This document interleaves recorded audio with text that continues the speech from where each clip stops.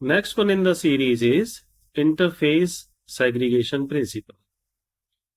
What does interface segregation principle says is that the interface should be declared in such a way that when classes are implementing that specific interface, some classes should not be forced to provide the empty implementation of unnecessary methods. To better understand this concept, let us have a look at a bad example of ISP. For a moment, let us assume that we are making a software to communicate with the office equipment like printer, scan, fax machines. So we declared an interface called machine, which provides three method declarations: print, scan, fax. All right, till this point, no problem. Now, somebody is writing a class to communicate with a simple printer. Now, the simple printer will be able to do only printing, no scanning, no fax operations. So, this simple printer is implementing machine interface, and it will provide a concrete, proper implementation of the print method.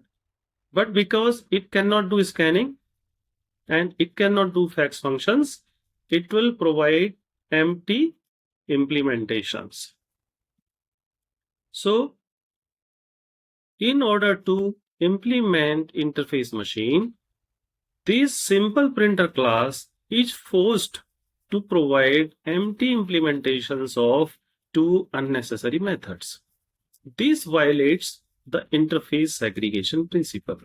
Interface segregation principle says segregate or declare interfaces in such a way that implementing classes are not forced to provide unnecessary implementation of extra methods. Now let us have a look at the good example of ISP as how we are solving this problem. This is a good example of how we can meet the ISP requirements.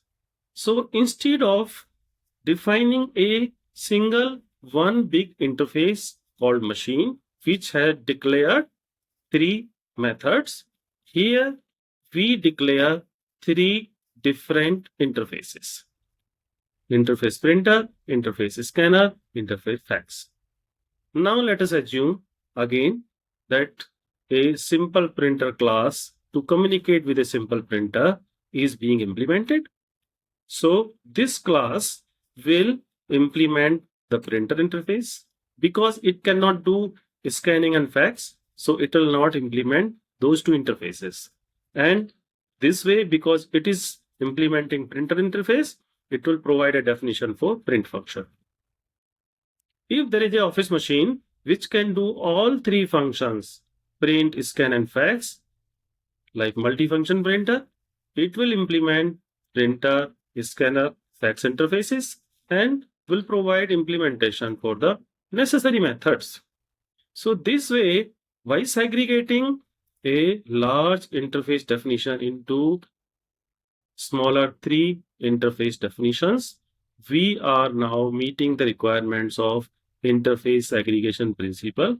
And in this scheme, no class implementation is ever being forced to provide an empty definition for any unnecessary methods.